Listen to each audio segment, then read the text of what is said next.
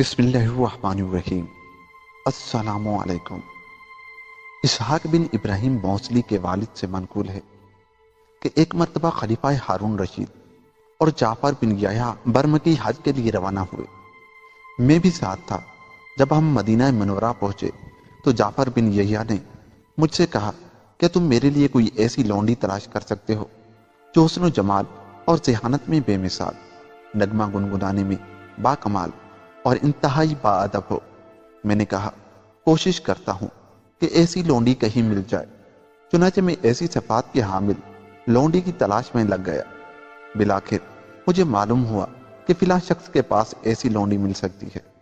میں مطلوبہ شخص کے پاس پہنچا اور آنے کا مقصد بیان کیا۔ اس نے ایک لونڈی مجھے دکھائی تو میں اسے دیکھتا ہی رہ گیا۔ اتنی خوبصورت و باادب لونڈی میں نے آج تک نہ دیکھی تھی۔ اس کے چہرے کی چمک دمک آنکھوں کو کھیرا کر رہی تھی۔ جب اس نے نغمہ گنگنایا تو آواز بڑی دلکش و سریلی تھی۔ مجھے وہ بہت پسند آئی۔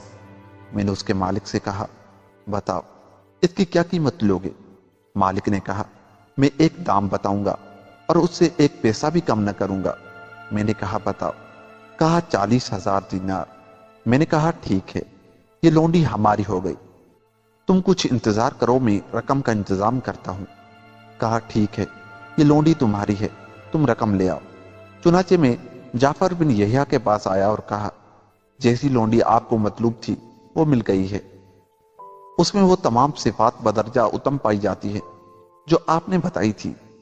وہ انتہائی حسین و جمیل، سریلی آواز کی مالک، بہترین رنگ و روپ والی اور انتہائی باادب ہے۔ میں سودا طے کر آیا ہوں، آپ مزدوروں کو حکم دے کہ رقم اٹھائیں۔ مزدوروں نے درہموں کی تھیلیاں اٹھائیں اور میرے ساتھ لونڈی کے مالک کے پاس آ گئے۔ جعفر بن یحییٰ کچھ دیر بعد اکیلا ہی وہاں پہنچا۔ جب لونڈی کے حسن و جمال کو دیکھا بہت معتجب ہوا اور دیکھتا ہی رہ گیا۔ اسے معلوم ہو گیا کہ میں نے اس کے لیے اچھی لونڈی کا انتخاب کیا ہے۔ لونڈی نے اپنی دلکش سریلی آواز میں نغمہ گنگنایا تو جعفر بن یحییٰ بہت خوش ہوا اور مجھ سے کہا تمہارا انتخاب ہمیں بہت پسند آیا، جلدی سے لونڈی کی قیمت ادا کر دو۔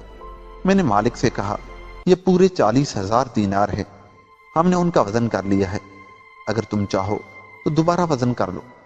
اس نے کہا ہمیں تم پر بھروسہ ہے۔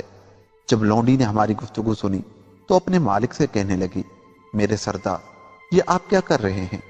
کیا آپ مجھے بیچنا چاہتے ہیں؟ اس نے کہا تو جانتی ہے کہ ہم کتنی خوشحال زندگی گزار رہے ہیں۔ ابھی ہمارے حالات بہت اچھے ہیں، لیکن حالات بدلتے دیر نہیں لگتی۔ اگر ہم پر تنگی کے دن آ گئے تو کیا بنے گا؟ میں تو کسی کے سامنے کبھی بھی ہاتھ نہیں پھیلا سکتا، لہذا حالات کے پیش نظر میں نے یہی فیصلہ کیا کہ تجھے کسی ایسے شخص کے ہاتھ فروخت کر دوں جو تجھے ہمیشہ خوش رکھے اور وہاں تیری تمام خواہشات پوری ہو سکے۔ لونڈی نے بڑی غمگین آواز میں کہا میرے آقا، خدا کی قسم، اگر آپ کی جگہ میں ہوتی اور میری جگہ آپ ہوتے تو میں تمام دنیا کی دولت کے بدلے بھی آپ کو فروخت نہ کرتی۔ کیا آپ کو اپنا وعدہ یاد نہیں؟ آپ نے ہی تو وعدہ کیا تھا کہ کبھی بھی تجھے بیچ کر تیری رقم نہیں کھاؤں گا۔ لونڈی کی درد مندانہ گفتگو سن کر مالک کی آنکھوں میں آنسو بھر آئے۔